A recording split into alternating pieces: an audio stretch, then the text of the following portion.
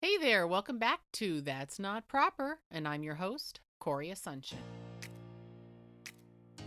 Real quick before we get this episode on the way, I just want to thank all of my listeners. I truly appreciate you. I wanted to remind you to subscribe, rate, and review That's Not Proper on whichever podcast platform you are listening on.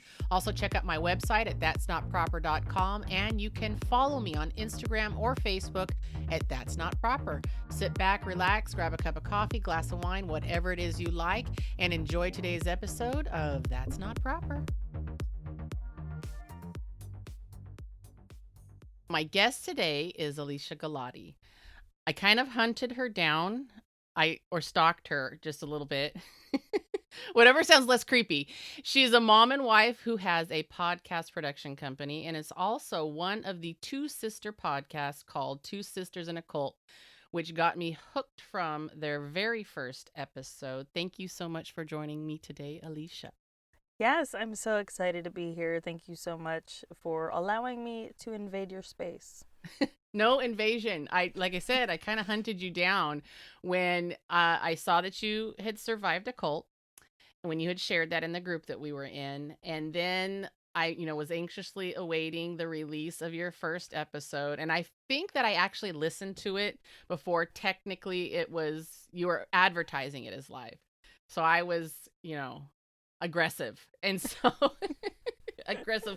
And I was really hooked. And part of the reason I was so hooked was there was so much connection I felt and so much I could relate to. And I know that there's a whole, huge amount of people, plethora, is that the word I want to use, that probably can as well. And either don't realize it or don't want to talk about it. Because using that word cult it can be scary to use that when you're referring to your own life. So now explain to me, let's start from the beginning. Now, actually, you know what? I want to ask you a question first. Have you Sure. shared the story of, your life growing up in a cult really anywhere else? Not really. I was on a podcast a few weeks ago and shared the general story and like how we're doing here now.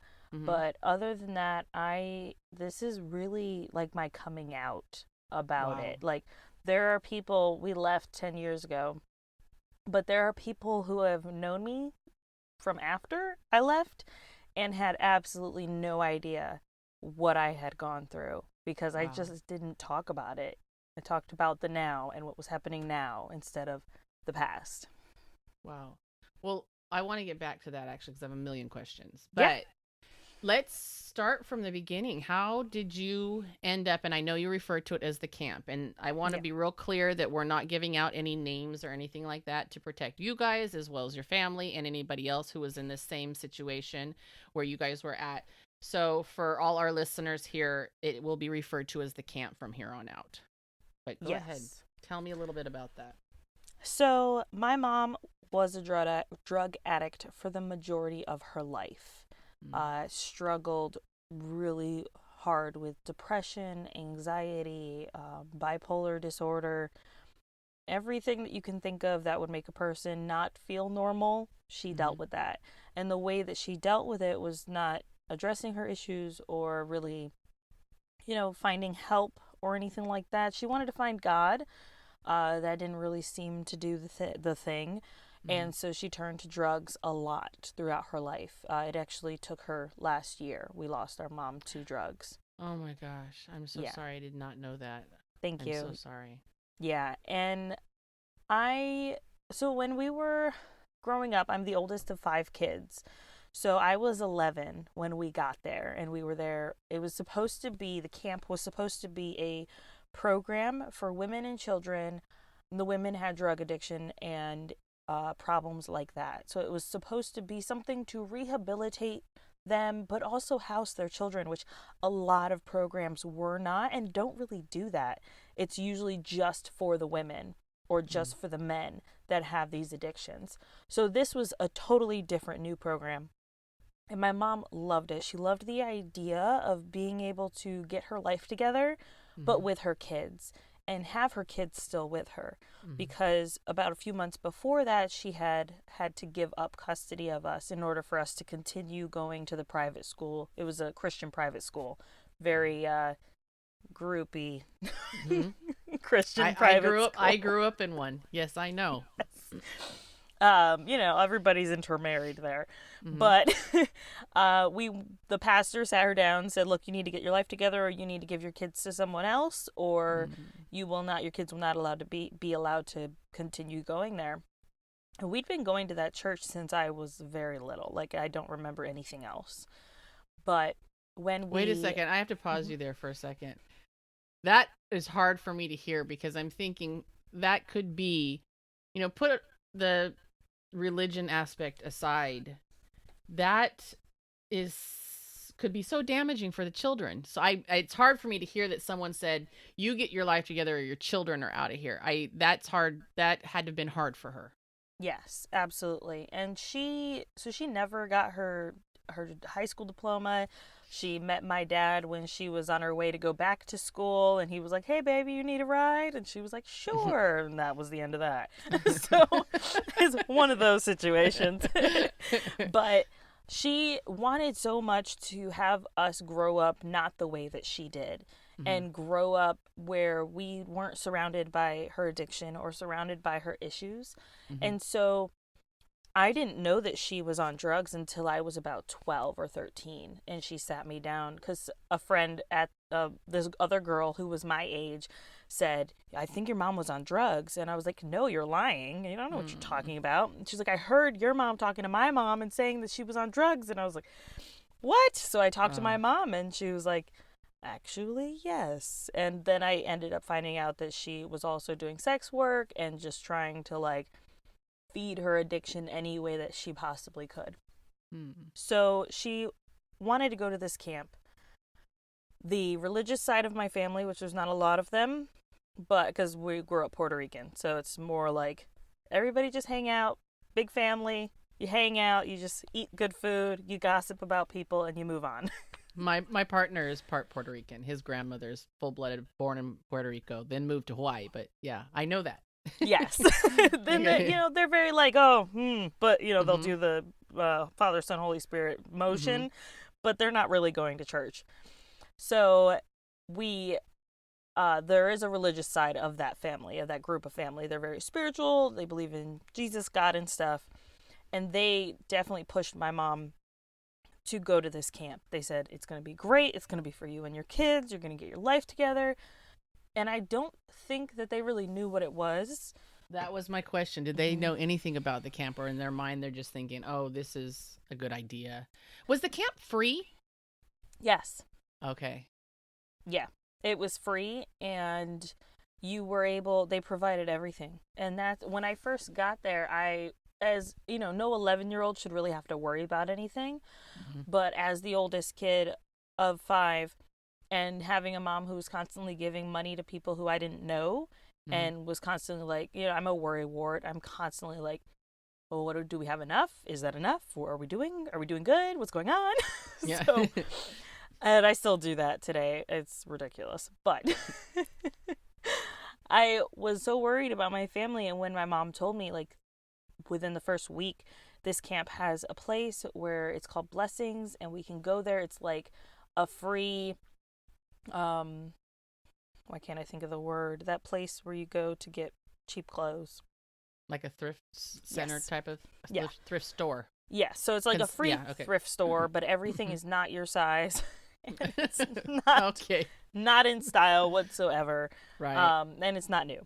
So, but I was just blessed. I was like, oh my goodness, we get this free stuff, and we don't have to pay for food, and we don't have to worry about, we can be with our mom. And as an 11-year-old, it was so amazing to me. And I was so grateful to be able to be in a place where I could be with my mom and be with my siblings and not have to worry about anything.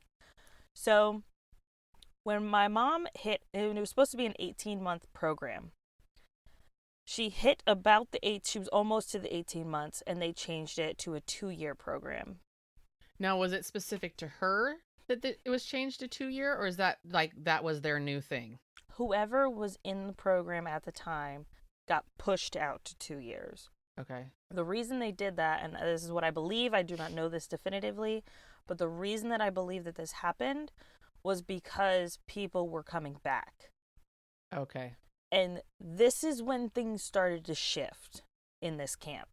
There were people who had gone through the program, they'd done great, they left. Now it was at the point where people were coming back. They were, you know, quote unquote, backsliding. They were going back to drugs. They were falling by the wayside. And they started to have this attitude of, you either stay and you become staff and you support the women that coming up under you, or you leave and you're going to fail. Now, was this camp was there a large religious aspect to it, Christianity aspect to this camp? Yes, it was entirely, you know, they claim to be Christian. Mm-hmm. Very fundamentalist. My sister said a word the other day and I was like, oh yeah, that's it. But I can't think of what it is now. But they, like, you studied the King James Version, not the New King James Version. You did not look at the New International Version of the Bible. You did not look at any of the newer things, because that is not right. And these ones are incorrect. And it was very much tied to constant prayer meetings, to constant Bible classes. The children had chapel, you know, every morning before classes, and we were homeschooled through the program. Mm-hmm. So we weren't able to go, like, to a public school or anything like that. None of the girls were allowed to play any sports locally. The boys were allowed to go do, like, baseball and stuff with the local county. Mm. But the girls were not allowed to. Oh. I don't know why. Mm. I really don't. Well, I mean, I can make some assumption as to why, when you're talking about the patriarchy deeply rooted in Christianity, but we could do that another time. Yes. Yes, I definitely know what you mean. Yeah. So it was very much like, there's God first, and that is first and foremost, and there's nothing else. Everything was Bible, God, Jesus, God and stuff. Mm-hmm. Then it was the leadership, and then it was the moms follow what the leaders say, and the children obey everyone. Wow. Yeah. So the leaders were kind of like your priest. Yeah. And yeah, but imagine the priest lives with you. Awkward. Was there any men there at all? Was it all women? There were some men. So there were, we were associated with a unaccredited Bible college, which I was later forced to go to, because if I went to anything else, I would be going to hell. And could not financially support myself whatsoever. But it was a local, not local, but it was a Bible college that it was associated with. The director of that Bible college was best friends with the director of the camp. So they would send interns to come work at the camp, and the camp would send their children to the Bible college. I'm trying to figure out in my mind right now. There's got to be money flowing here somewhere. You know what I mean? So my first thought is, since this program was free, who was funding it? Because, I mean, you're talking, how many people were in the camp roughly, and children included? About 100. Okay. I mean, that's a lot of people. If you're supplying all their housing and food and things like that, did you happen to know where the funding was coming for this program? Yes. So I will say that part. That was, it was World Challenge. I'm not sure if they're incorporated or what, under David Wilkerson. And after he passed, funding started to dwindle, and the camp has since shut down because of finances and being able to fund keeping people there. But a lot of the finances were done through World Challenge Incorporated, which they have their own history of abuse within their groups and things like that. My sister just sent me a post or something the other day about some of the things that are going on or have gone on. And I guess the New York Times did a whole investigative discovery or investigative thing on them, which, if the New York Times is interested, I don't think it's good. Yeah, it's not faring well for whomever they're checking out. Yes. So 18 months it starts out, then it turns into 2 years, and this was because people were coming back. Yes, and that's what I believe. at this point, I'm starting to wonder. I would wonder then, are some of the women and their children that are there and seeing people coming back, are they starting to get a little bit like, wait a second, this was supposed to work out, why are people coming back? Yes, and it you know how people who have not so great money mindset are constantly looking at the rich as like, oh, they're terrible human beings and they just spend their money on whatever they want, when really that rich person could be doing some amazing things in the world, but Right. because their own mindset of lack is there, and I'm Hmm. very much into like mindset and doing that mindset work now that I've figured out my own spirituality, Hmm. and it's the same thing. So they would see these people and they would say, oh, well, did you hear so and so's leaving? Oh, I heard she's going back to her man and that's not going to work out. And like it was always talking about the people who left in a Mm. way that was very destructive and very critical. And you didn't want to be the one to be talked about. So you didn't Right. leave. I would venture to guess then that some people that were there that wanted to leave didn't, because of the fear of what was going to be said about them, or the Yes. loss of friendships. Now, were any of the women or children there allowed to really have friendships outside of the camp at all? No. No, not No. at all. So they monitored your mail. They listened in on any Oh phone my calls. God. You were not allowed. Yeah, you were not allowed to have any phone calls, or cell phones or internet or anything like. I mean, this is early 2000s, so internet Mhm. wasn't like a big thing, but you were not allowed to have any phone calls without a staff member present with you, and that person had to be on your approved list of people to contact. Okay. I'm just floor-based because in my mind I'm thinking, well, this kind of sounds like prison. I mean, Yeah. because part of my thing with people that have, I don't like the word addiction. It's not my favorite word. And because to be frank, I'm addicted to coffee. Hmm. I'm probably addicted to my children. You know what I mean? I Yeah. think if I have a hard time with that word. And I have some experience in my life with people that have used substances that the government says are illegal. Hmm. And some of them were probably damaging substances. But it wasn't because they're like, hey, the day I was born, I couldn't wait till the day that I could start using something that's going to damage my body, my mind, my children, and my family. There's a reason Yeah. for this. There's something more to it. And so I have a really big empathy for that Hmm. because I feel like no, there's more to this. Something's happened mind or in their life that has caused them to seek this as an avenue for repair. Yes. And so I understand it. Not in the sense that I've done it, but I have an understanding where like, you know what? My drug of choice when I'm down is my sense of humor. If I didn't have it, yeah, you know what? I might look something else up because I know that my sense of humor has saved my life. So, I have a big empathy with regards to that. And I just totally went on a tangent. But No, I anyhow, I definitely agree, and I remember after I had my second child, and I have two boys, and when I had my second, I had to start cutting ties with my mom, Mhm. and we were like just starting to reconnect before she overdosed, but I started cutting ties with her and I said, "Look, mom, I can't have my kids around you. I don't Right. want them to have the childhood that I had where's mom? Is she okay? Is grandma okay? Like I don't want my kids to have to worry about that stuff and I have to protect them."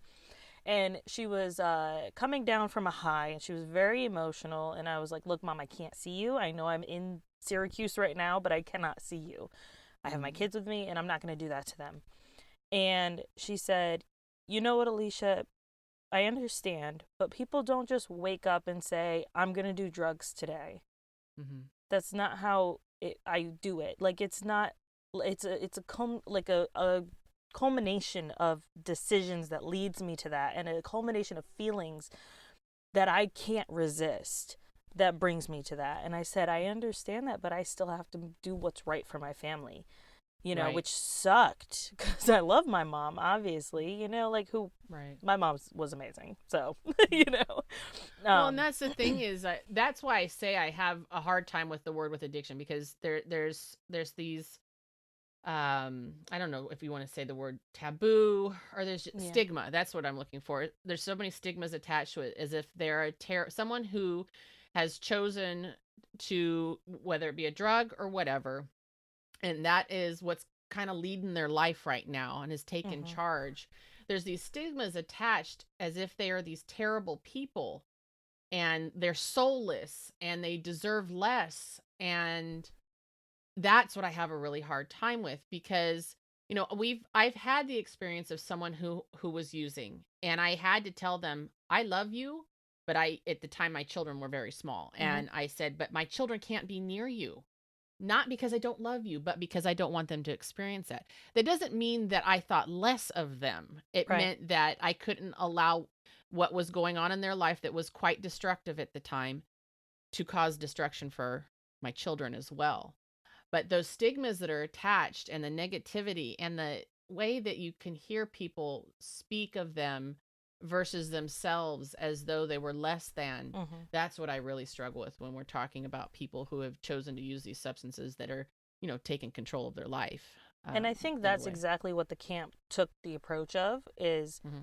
because the director had no experience with drugs, Hmm. like at all. She was just called to do this. So Oh, when, God called her. Is that what she said? yes. Okay. Okay. So when she would talk to these women, yeah, the staff had come up through the program and they had experiences with drugs, and they were, surviving off of being confined in this little space where they could not access drugs at all, Mm-hmm. and were not tempted by them because they didn't have them anywhere near them. Mm-hmm. But like, she would talk to them as if, like, and I think Christianity in general has this approach of, your feelings don't matter, your however it is that you're thinking doesn't matter, because God's thinking is higher, or my thinking is higher, and this is the bar that is set for you, and you have to meet this or you're not going to heaven. Mm. And I think this is the problem. Oh, I just got like chills up my body. I can't even begin to tell you. I mean, I just, we've talked about it before, and Mm-hmm. I've talked about in the podcast my experience with that, and it almost makes me want to cry, Yeah. because it's just such, because I tell you what, if you're trying to stop someone from doing something, for example, like drugs, because Mm-hmm. it's damaging their life, and you tell them this, I feel like that's like the beeline to the door to continue doing it, because how terrifying to think, because you put your trust in these people. So I'm assuming, like, your mother put her Mm-hmm. trust in these people and the things and their opinions and their Yeah. beliefs, thinking that they were for her benefit. Why would anyone hurt me? Just like someone who's within Christianity. Mm-hmm. And why would they do anything or say anything to hurt me when there's just this mind fucking game going on? And I guess I'm hot now. Yes. No, I definitely definitely agree. Yeah. I think that they take this approach of, then I think that in any addiction or any feeling of depression or mental health, Mm-hmm. it's so easy to feel less than, Mm-hmm. and like, you just can't keep going. So what is the point? And I think that's why my mom turned back to drugs after she left, was Right. because she did not learn how to manage that mental health, or how to work through it, or how to deal with it. I mean, the only counseling that was done was not by a licensed therapist. It was by the director, who had, like, no licenses of anything. Like, she It was essentially, it seems as though they were just saying, don't do this or you'll go to hell. There's your Yeah. counseling for the day, girls. And also, as you're talking about this, I'm thinking, well, my assumption is, again, I haven't been in any type of rehab type of program or anything like that, but you'd want them to have skills outside. You've put them in this bubble where there is no access. When they step outside that bubble, they have all the access in the world. And so if there's no education or training or, an evolution of mindset to handle those things on the outside, well, big fat duh, they're going to be right back. I mean, if your program is still being funded, but so within the program then, what types of things went on there that were far reaching beyond rehabilitation of these women? So there were a lot of overnight prayer meetings, which my sister and I talk about that in our podcast. And cults usually take this strategy of sleep deprivation to warp the mind. Mm-hmm. It wasn't often, but it was at least once a month. Kids were expected to be there, and if you were after a certain age, you were expected to stay up the entire time. I want to say probably about 12 or 13 was the age that you were expected to stay up overnight to do this. A lot of the prayers center around places in the world where Christians were being tormented, tortured, whatever it was. A lot of focus on China and the Christians that are I don't know if they're suffering over there, but that's what we were told. Mm-hmm. You've got a lot of overnight prayer meetings for Halloween. So like I didn't go trick-or-treating because the private school that I went to and the church that was associated with that was very like Halloween is Satan. And then going into this program, it was the same. But we would have overnight prayer meetings around Satanists who are sacrificing virgins in the middle of cemeteries, and something we hear about every day. Every day this, but like that was, and we were so indoctrinated. And how scary for children! They must have been, scared to death. Oh my gosh, the whole world is. Yeah. Oh my goodness. And that's the approach they took, was the world, everyone else is terrible and everyone else doesn't know outside what's of this going camp. on. Yes, and we have the knowledge. Oh my God. So obey us. Yes. Now, within this camp, was there any forms of, to me, an overnight prayer meeting with your children forced to stay awake is abusive. Yeah. But was there within this camp other forms of abuse? I know that on your first episode of your podcast, you talk a little bit about defining what a cult is. And I'm going to actually let you define that because I know what you said, but I want you to talk about that a little bit. Yeah. So we define a cult as a religion that has not stood the test of time. That is it. It is where your leader is the say-all be-all. You are unable to make decisions for yourself because the leader knows best and the leader knows better. And really, religions are simply cults that have stood the test of time. If you look at Christianity, for example, Jesus came and he brought all these magnitudes of people into the wilderness and he fed them with this magical stuff, and then he was crucified and he came back. If that happened today, it would be a cult. Right. Judaism. Abraham was in a very multi-theistic or like multi-god world. He was a trader, and this is all from my intense knowledge of the Bible and having gone to Bible school. Like, I studied this stuff. I'm not just making it up for shits and giggles. Right. So he left this because he had a vision from someone that told him that there was more and he needed to go to the promised land. So he packed up his whole family, his wife, his kids, the people who were working for him, packed them all up and said, we're traveling the wilderness and we're going to find wherever this promised land is. For a really long time. A really long time. Yeah. And if that happened today, that would be a cult. Right. It's just that these ideas, and I think that the patriarchy of early Roman Catholicism has helped with that in keeping these ideas going for so long and keeping people imprisoned in their minds and not really exploring what it is that the universe has to show us. Well, it's interesting too when I think about all of that. And, my idea first, I'm not a big fan of like, people ask you, what religion are you? Yeah. And because we observe a lot of different things, like we observe different Jewish holidays. Mm-hmm.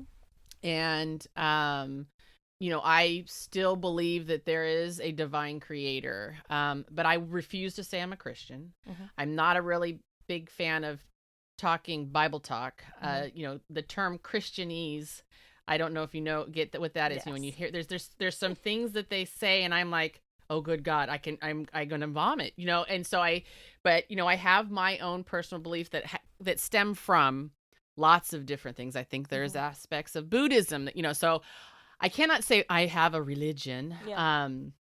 But what's interesting to me when you're talking about the idea of, it going back and these things becoming a cult, and then when we're talking about the patriarchy and we're talking about the Catholic Church and how they have made it so they are the end all be all as far as who defines what is in that book. Yeah. Book being the Bible. Right. Which is actually a word we don't even really use very often in our house unless it's for somebody else. We just call it the book. And you are not allowed to use your mind to attempt to, by the way, God-given mind. It's so interesting to me because I'm like, wait, isn't God, according to you, God created me. According to you, he has given me a spirit and a soul. He has given me a connection with him, to understand these things. I'm not going to go on and on about that. But however, I can't think for myself. Right. I can't read these things. I can't question what you're saying. I can't say, wait a second, that doesn't seem accurate. And never mind going ahead and pulling out maybe the Hebrew of what you're reading right now to find out what the real terminology is. But obey us. That's, yeah. So it's after listening to your first podcast and hearing you define cult, it was really hard for me at first. I was talking to my partner and I'm like, yeah, we were in a cult. No, there wasn't abuse of body, abuse of mind, abuse of spirit, for sure. And so within the camp, would you see that as well, the abuse of mind and spirit? And I didn't know if within that camp there was, any type of sexual abuse or anything like that too. I know that we talked a little bit, or you had talked a little bit on the podcast, that a lot of cults will take money or sex or things like that. There's aspects to that. Yeah, so the camp was mostly psychological abuse, I would say.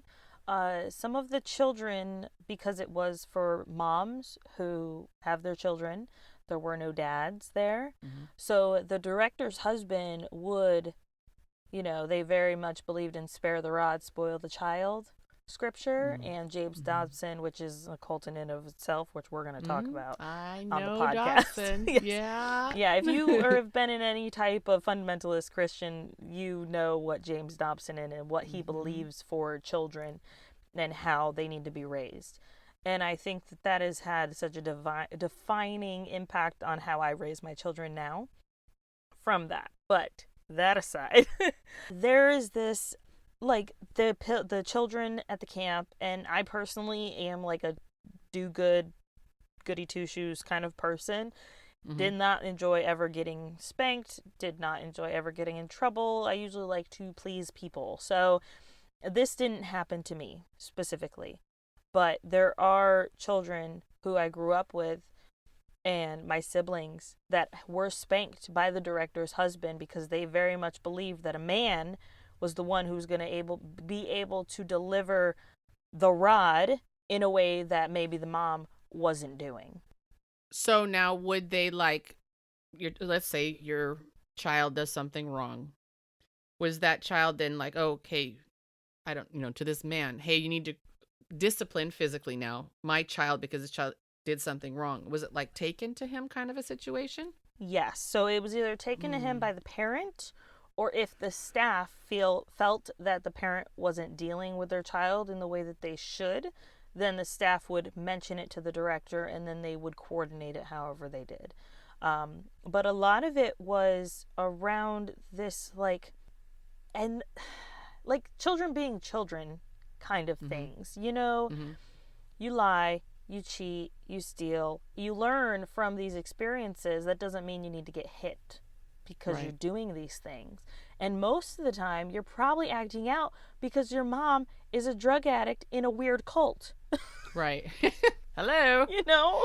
You know, it's funny with regards the physical discipline to corporal punishment. You know, when our children were younger, that was something that we did do. I would not do it now. I've just learned a lot, but we were within a, I've got to find out the name of this program because this is probably something that you would like. It was Growing Kids God's Way. Look into that.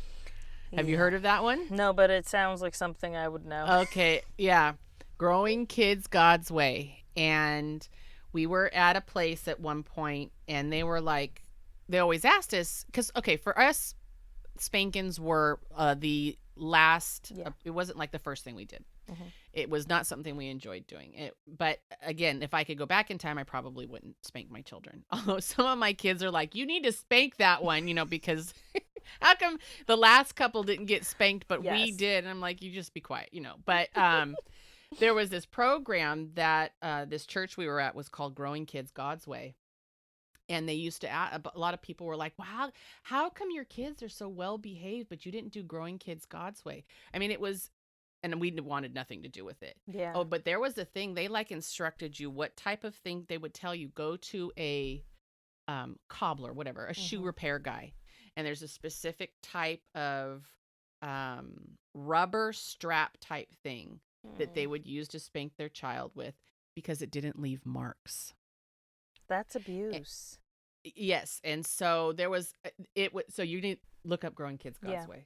Okay. Because that one was crazy. I mean, we were there, we were like, what the fuck is this? Yeah. And they had some weird things that parents were supposed to do. There was like mommy and daddy time on the couch where you told the kids they had to be in their room so that they could observe you, but they couldn't talk to you. We didn't do this, by the way.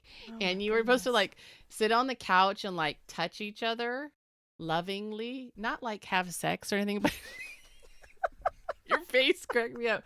But like, you know, kiss and hug, and so your kids could see if it, but this was part of the program. This was like one of the instructions of the program. We used to make the biggest jokes about it because I was just like, what the fuck is this? What are we gonna, because the type of touching him and I are doing, I am not doing in front of my kids, thank you very much. No. But it was just super, it was just super creepy, you know. Hey kids, you all sit in the living room where dad and I pet each other. It was just super. Okay, so we could talk about sexuality and like the lack of training thereof in the Christian community as well as in the cult that I grew up in, because the conversations about sex had nothing to do with pleasure. And I now am a firm believer that sex is for pleasure. It is, and in the Bible, it's very much like it is for procreation, and that is what it is for, and that is all it is for. So women are raised in this idea of it doesn't matter if you want to have sex or not. It does not matter if it's painful or not. And I have my whole own bladder things going on where sex can be extremely painful for me. And I talk through that with my partner and, my husband. And I work through that and I get it to like, okay, this is what we need to be doing in order for this to be enjoyable for me. And he is 100% down for me enjoying sex. Love it. But like, I was never taught that. I had to learn that after the fact. And after having kids and being like, man, this sucks. Yeah. Oh yeah, it's a whole other ball game, you know. And so within the camp, okay, so no one's supposed to be having sex, I'm assuming. No. Other than you have to be married. The married couple. You know, so you're not supposed to be having sex. But you got a whole lot of people, and I don't care who you are, you got to have some pent up shit going on there if you're not having it for a long time. Plus you're trying to overcome these huge obstacles in a situation where you have no outside involvement. I mean, that had to be an issue there. Yes. So one thing that we've not talked about on the podcast, and I'm not sure we will, but there was a lot of bisexuality that happens when you group a largely female group together. They're teenagers. They're maybe touching themselves a little bit. They're kind of exploring their sexuality. Oh, and then they talk about it. And then maybe someone touches someone. And it gets like, it got to the point where, like, you were corrected even as like a child exploring your sexuality and talking to other children about your sexuality and like trying to like, oh well, it felt good, so whatever. Well, yeah, because Christianity tells you that, well, masturbation and sex and all those Sin. things. Well, yeah, and even thinking about it, which never mind the fact that I believe that we were designed to, I mean, for crying out loud, your clitoris has got like a gajillion nerve endings, and its purpose is solely for pleasure. Yes. But we won't talk about the fact that the divine creator created that on me. I'm just for shits and giggles to hang out there anyhow. And not be pleasured. You know what I like? Exactly. Oh, it's a crazy thing to come out of a situation like that. So, okay, let's fast forward a little bit then. At what point did you guys come out of the camp, and what was the reason? Yes. So I'm not exactly 100% clear on the reason. How old were you? I was 21. Wowzers. Yes. So How many years were you there? 10 years. 10 years. Yes. So it was at the point where my mom had been allowed to go get her GED. The director encouraged her to go get your GED, go to the local community college, but you have to come right back. You're not allowed to go anywhere else. You only come back. So, okay, so this started out being 18 months. Mm-hmm. Then it turned into 2 years. Yes. But you were there for 10. Yes. Now, during those whole 10 years, there was no outside, it was just all within the camp? Yes. Was your mother allowed to like work? Yes. So when she did she got her associate's degree and became a registered nurse. Oh, okay. Yes. And she got a job at the local hospital. But on her day, and I mean, if you know anything about nurses, their shifts are insane. It's 12-hour shifts, 3 days on, 2 days off, 3 days on, 2 days off. It's crazy. Her days off, she was expected to be at the camp, giving to the women that were in the program, doing Bible lessons, doing whatever teaching, preaching she needed to do in order to make sure that she could continue housing with the camp. Okay. That was like her source of, instead of paying for the camp. Yes. Financially, I mean, monetarily, that was like her payment. Yes. To stay there with you guys. And when she wanted to buy a car and she started working, they still controlled her finances. Like, the director went through her statement, whatever she was buying, all that stuff, to make sure that she was, one, saving up for a car, which she ended up doing because she didn't have good credit, and she saved up $15,000 to buy a car, which is great. But she didn't take any lessons from that. Like, she was continuously living paycheck to paycheck after that. So it wasn't really about teaching people to take what they learn and do it for themselves. It was about controlling them. Control. Yes. 100% control. Yes. So we got to the point, my mom ended up marrying the director's brother. He was a drug addict for quite a bit of his life, bipolar. He came to the camp to try to get his life together. Him and my mom, I wouldn't even really say fell in love, more like lusted after each other, but in order to have sex, you got to get married. Mm-hmm. So that's what they did. It was a very... it wasn't a good relationship for either of them, I would say. And now there was 5 of you already at this point. Did they have any children together? No. Did you guys like him? I was 18. I was 17 when they got married. So I didn't really care at that point. I would like I had just finished high school. This is when I realized it was a cult, was when I was 17. Okay. Because up until that point, I thought, they're helping mom. They're doing good things. We don't have to worry about anything. We don't have to think about anything. We're just living our lives. Yeah, it might suck because we can't do X, Y, Z, but, whatever. Mm-hmm. But when I turned 17 and I was a senior in high school and I realized, I want to go to college. I want to maybe become a lawyer, and maybe I want to be a judge, and maybe I want to do this with my life, and maybe I should join the military. And so I started getting letters, which they go through. And I started getting letters for colleges. And so they sat me down and said, look, you are not going to go to these colleges. And if you do, then you will not be allowed back here. Which meant I wouldn't be able to see my mom. I wouldn't be able to see my siblings. I wouldn't be able to have a home to come back to because I wasn't going to do what they wanted me to do. And So oppressive. yeah. And so I had to go to the Bible college, which was paid for. Another that's like literally how they keep you going is they're paying for all these things and they're doing all these things for you. And it's very much like an abusive relationship in that they control every single aspect of your life to the point where you can't make decisions for yourself and you're incapable of it and you don't even know how to even start, like at all. Had no job experience whatsoever outside of the camp. And even then it was very administrative stuff. So went to the Bible college. That is when my mom, it was after my first year, because it was a 3-year Bible college, and it was not accredited. I wasn't getting any college credits for this at all. It was just to learn God. That was it. Like, I didn't even already know enough from the 7 years of the camp already.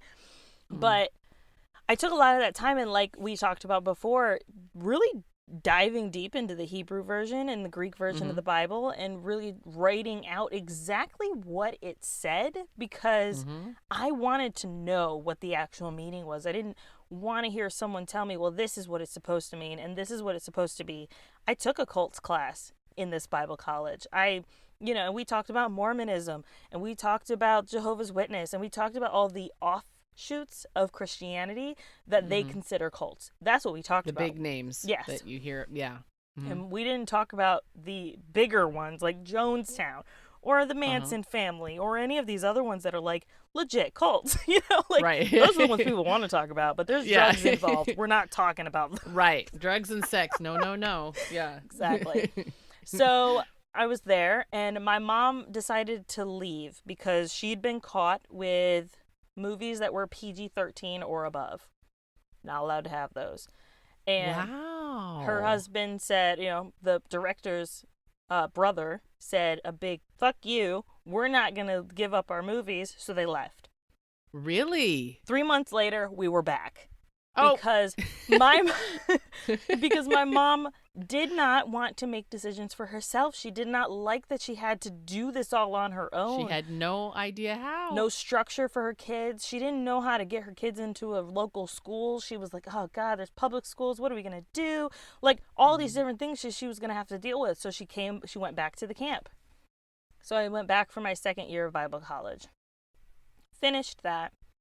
Went on to my 3rd year. I did about 18-month internship at the church that was associated with the Bible college. I lived in New York City for 8 months. And that's where I discovered sex. Yeah. Started meeting guys online, kept it all hush-hush. If they find out now, ooh, what are you going to do? Right. Met a bunch of guys online, was not careful. And I told my mom about this. She was like, Alicia, you're going to end up in a suitcase in the Hudson River. I'm like, yeah, Mom. And now I think about it, I'm like, oh my God, I can't believe I did that stuff. But like, I was at the extreme of, I've been sheltered for so long and I don't know what to do with myself because there's so many options. Yeah. Well, it's kind of like, oh my gosh, it's like laying down all the flavors of ice cream. And I've never had it before. I'm going to taste them all. Yes, why not? Yeah. And I was safe about it. I had practiced safe sex. Anyway, I got my belly button pierced. It was a whole phase. Oh, God, you must have definitely been going to hell at that point. Oh, yes, for sure. Even when I got my upper ear pierced and when I went back to the Bible college, they told me I had to take it out. And so I put a string in it and they told me I had to take that out. Oh, you're And I was like, because it'll close up. Guys, come on. Yeah. I'm going to have to re-pierce this later. So you guys go back then. Yes. 3 months after you leave. Yeah. And, oh gosh, even with the husband. So he didn't come back right away, but eventually he did. And then it got to the point where he started using again, and so he left. And at that point, I had gotten caught sleeping over at a guy's house when I wasn't supposed to. And so I figured the Bible college was going to kick me out anyway. My mom asked me to come home to help her with the kids, so I came back to the camp. They were fine with it. I was kind of at the point where they were more worried about their own kids because they had adopted 5 children. And so they were worried, the directors were worried about their kids and the current women.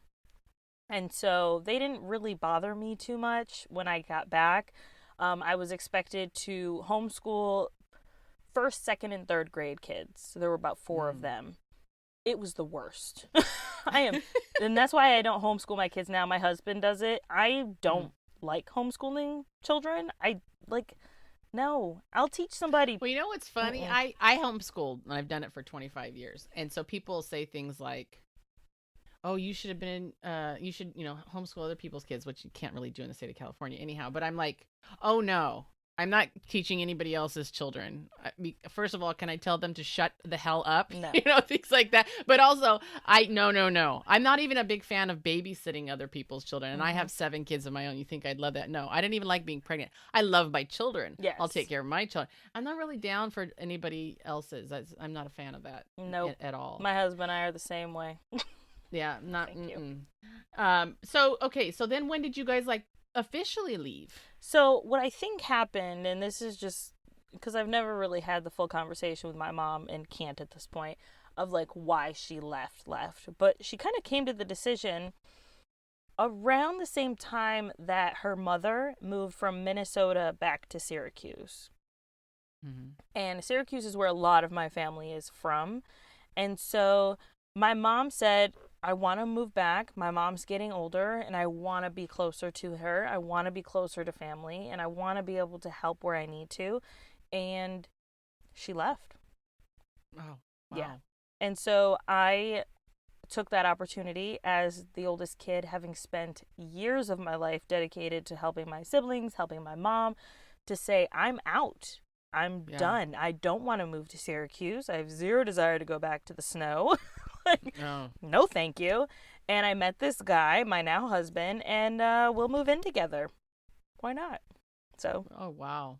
Yeah. Now leaving then. So what were the ages of you and your siblings when you guys left? Yes. So I was 21 and my youngest sibling was 11. Oh, so that was all he knew. He knew all he knew. Yeah. Oh my gosh. So that must have been, well, I'm assuming it was, culture shock in a sense for absolutely everyone, but was it really hard on him? I mean, I'm assuming he'd established friendships and things like that within the camp as well. And so you're leaving that. And then how far away? I mean, I'm assuming it was a big distance to travel. 3.5 hours. Yeah. So it's not like you're coming back to hang out and kick it with anybody. No, and even then, I don't think we would have been allowed to. Okay. That was my next question. What was it? No. Okay. They have left, so they're hellbound. I mean, what was the response when you guys left? The response was very much like, we love you. Okay, bye. That was it. After we left and I had my first child, it got to the point where my mother-in-law was watching our son. We was not in any daycare or anything like that. And the camp was still running at this time. And I knew that one of the women would benefit financially if I hired her as a babysitter to have my kid during the day. And I knew where he would be. I knew he'd be okay, and he was young enough where I knew it wouldn't be too creepy for him. Right. He'd be playing and eating all day. Right. He's a few months old. It's okay. And so I contacted the director and I said, hey, look, this is what I'd like to do. Is that okay? Asking her approval to have my kid there. And she said, yeah, that's fine. If that's whatever you want to pay her is fine. I think that's fine. Yep, that's fine.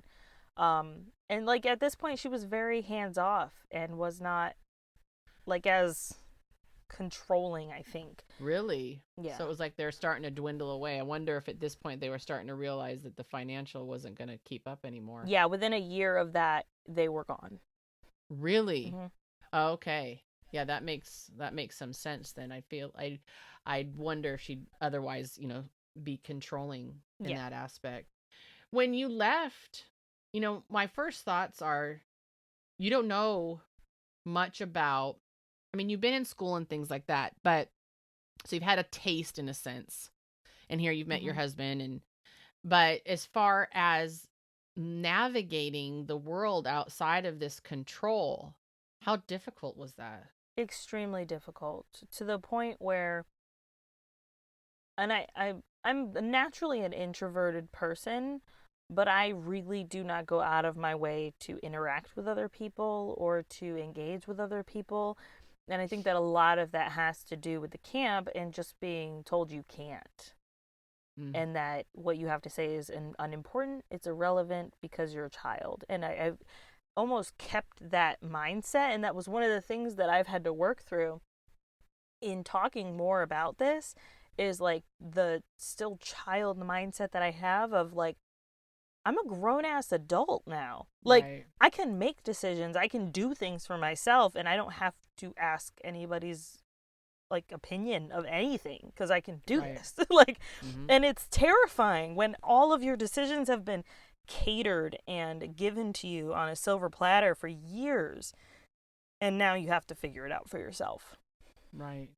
Now, your sister, who you do the podcast with, what's the age difference between the two of you? So she is 4 years younger than me.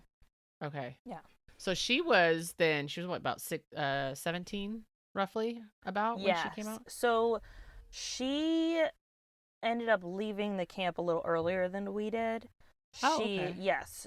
So she got pregnant with her now son, and after she had him, she finished high school at like 16 or 15 maybe. She was super young when she finished high school, and she was able to get her GED or diploma through whatever program they did. And my mom adopted her son. Okay. And so she went to go live with relatives in Arizona, the ones who pretty much brought us to the camp. And then from there, she went to a Bible school in Ireland. And then after... Wow. Yes. Yeah, so she's traveled a bit. I think eventually we'll hear a little more about her time in Ireland, because I honestly didn't really talk to her a lot during that time because I was in Bible college, wasn't allowed to have a phone at this place or talk to anyone really, and had a pay phone, and pay cards and stuff like that. But yeah, and then I would say about a year after my mom left, she came back from Ireland, and we've been closer since then. Wow. Has this this lifestyle that you had for so long, and when stepping out of it, because I feel like the way you described leaving it, it was like jumping out of an airplane, in a sense, free balling it, I don't, it's just, out just getting out of there as, as fast and as you possibly could. But did it alter your mindset with regards to spirituality? It definitely did. And I think that the way I can best describe it is that I had all of these religious ideas and spiritual ideas, and I'm holding them all in my arms. And I literally had to drop every single one of them and pick up the ones that I felt were mine. And that's how it felt getting out of there, because I still believe in something of a higher power. I still believe, whether that's aliens or not, which if you listen to the podcast, I talk about aliens a lot. You had aliens a little bit, I remember. Yes. Just because there's gotta be something out there, what I mean? But I'm very much into my spirituality. I to now, 10 years later, I'm into oracle cards. I like crystals. I do a lot of meditation, a lot of money mindset work around the lacking that I have felt my entire life, and just not having, and how I can feel empowered to have because I deserve to have, and all of this other stuff. So I had to really find myself after leaving. I was telling my sister the other day, when I left, a friend of mine said, you're trying to get pregnant with your second kid. Why don't you join a beginner yoga session, beginner yoga class? And immediately my mind went to, that opens you up to demons. It's satanic. It's terrible. It's bad for you. All these things that I was told my entire life. And I was like, is that really mine though? Is that belief mine? Yeah. And so I went to a class and I got pregnant halfway through. I was like, I just needed to chill out. That's crazy you say that about yoga, because my partner and I do yoga. And but I remember when I first started thinking about it, it was actually years before we became more consistent about it. And I remember thinking, I'm going to hell. Yep. This is paganism and Satanism, and I'm worshiping something, the sun, I think now, you know, and whereas now I'm like, why didn't I do this before? My body, my partner was injured years ago, has a lot of body issues from the type of work he used to do. And for the first time since 2000, it was around 9/11. He doesn't have back pain because of yoga, but we didn't do it because of Satan. Yes. So it's crazy how, like you're saying, is that mind actually consciously going, okay, this thought that I'm making right here, this assumption, this belief, this, my process, where am I getting this from? Yeah. And so I would assume for you as well, it's like starting all over, like you're a newborn baby and attempting to reconnect all the, the synapses in your brain to go a different way now. And it's hard because you very consciously have to think about everything you do and you say. I have it on mute and it does that still. That was telling me, Corey, shut up. But anyhow, nice. First of all, thank you so much for coming on today. Tell me more about the podcast, where we can find you, how we can connect with you, also about your podcast production company. I have people ask me, Corey, how'd you start a podcast? I'm like, don't ask me. Yes, so that's what I do. I help people. I'm still learning. Yeah. Yeah. So Two Sisters in a Cult is the podcast name. We are on all major and minor platforms because we strongly believe in meeting people where they are. And so wherever you listen, we're probably there. If we're not, let us know and we'll get on there. Okay. So you can find us on all major social media platforms, Two Sisters Cult, and then our website is twosisterscult.com. So try to keep it as succinct as possible. And really the podcast is about two cult survivors talking about cults. We dive into the history. We're not comedians except to our dogs. That's about it. Like, only people who think we're funny is our dogs and maybe random people on the internet. But, whatever. Oh, I laugh at you guys. So thanks. We laugh at each other, so that works too. Yeah. And so, we talk from the perspective of we're not trying to make fun of these cults. If anything, we're making fun of the leader because he or she is a total nitwit. And really taking it from the point of, okay, why did these people join?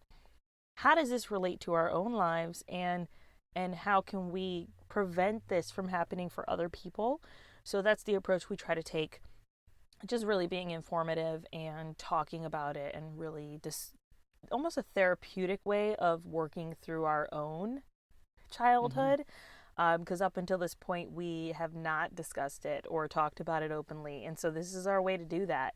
And it's been really great. I feel like there are things that I've remembered from doing the podcast that I would not have otherwise done because I've spent so much time pretending it didn't happen, to me, as much as I could. It's a little hard when someone mentions, a 90s song that I'm supposed to know. And I'm like, oh gosh, yeah. I grew up in a cult I don't know. Early 2000s. I'll have to make you a playlist or something. Yeah. I need a playlist. Somebody send me a playlist. But even then, my husband helps a lot with that because he's a huge 70s and 80s fan. So we listen to a lot of that kind of music, which is fine. I mean, my kids are Jude and Joe. So hey, Jude, hey, Joe. So, Okay, yeah. There you go. I want to encourage everybody to get out there and listen to your podcast because I love it. What I really, really enjoy about it too is some of them are, everybody loves the those crazy, the crazy cult stories. But what is fabulous to me with regards to sharing your story as well as sharing some of these cults, because these are cults that weren't the big name ones, right. And that what's interesting is you can see how someone's life could get caught up in it, not recognizing what's happening to them, just as what happened with your mom and your story and your family. You can see how people get sucked into it initially. I mean, you do the whole thing where you're like, oh, good God, get out of there. But Yeah. you can see how people wouldn't even realize it and then be afraid to say, wait, am I in a cult? Yeah. Because of fear of what could happen because of all the control. It's terrifying. Anyhow, I love your podcast. Highly encourage everybody to get out there, listen to Two Sisters and a Cult. And thank you so much, Alesia, for coming on today. I appreciate you. Yes, thank you. I enjoyed it so much, and I think we need to do this again. Yes, I agree. I loved it. Thank you so much for listening in to today's episode of That's Not Proper. If you are interested in connecting with Alesia, her podcast production company is alesiagalati.com. If you want to hear her podcast with her sister Jada, it's called Two Sisters and a Cult. I'm going to include the links for both of those things in the show notes, as well as how you can connect with her on Instagram. Remember to tune in and listen to next week's episode of That's Not Proper.